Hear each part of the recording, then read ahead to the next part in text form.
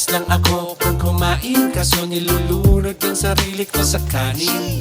Bidang-bida, kilabot sa mga handaan, maraming nagsarap na lugi ng mga kainan. At ang katwiran, hindi dapat nagkasaya, kaya laging masaya, may take-out siya nadala.